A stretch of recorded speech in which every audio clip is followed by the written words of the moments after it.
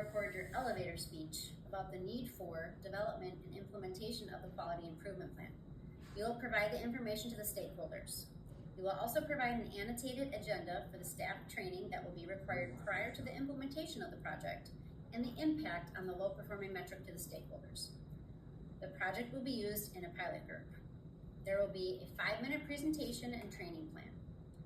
Your presentation should have 5 to 7 slides, so that should be about 5 minutes in length.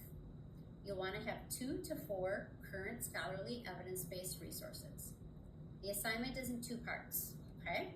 Part 1, the elevator speech is a brief description of the project that includes the who, what, where, when, why, and how the team is addressing the problem. Since Turnitin has trouble analyzing presentations depending on the format, you will need to submit a transcription of your speaker notes to ensure that you get a Turnitin analysis score. So you can create that on a separate Word doc. You should clearly link the problem to the policy and the policy to the project plan. You should identify the pilot team and identify their roles in the proposal and why the team members, the development team chose them. A brief synopsis of the training can be in the presentation. Then you can go off camera to discuss the agenda. Part 2, after describing the agenda, you will need to provide a class schedule with times and topics. Your agenda for the training should include the following: length and number of the classes and determine how many will meet the staff needs. What is the time for the plan? What's the timeline for the plan? The format of how the education will be provided by the educators to the staff. Where will they meet? This could be things like simulation, computer, online training, augmented or virtual reality, technology, things like that. Next, what teaching strategies will be employed to measure learner success, including any checkoff lists or written exams, but you do not have to provide the actual exam, okay? Don't go that far.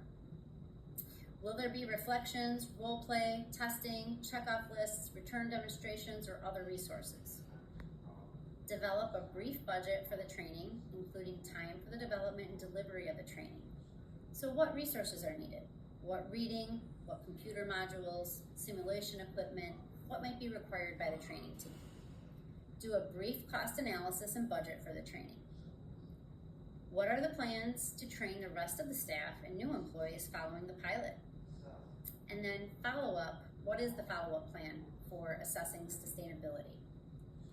Again, a couple reminders, you have 3 submissions per assessment. Each assessment builds on the prior assessment, so you must complete them in the order in which they are presented.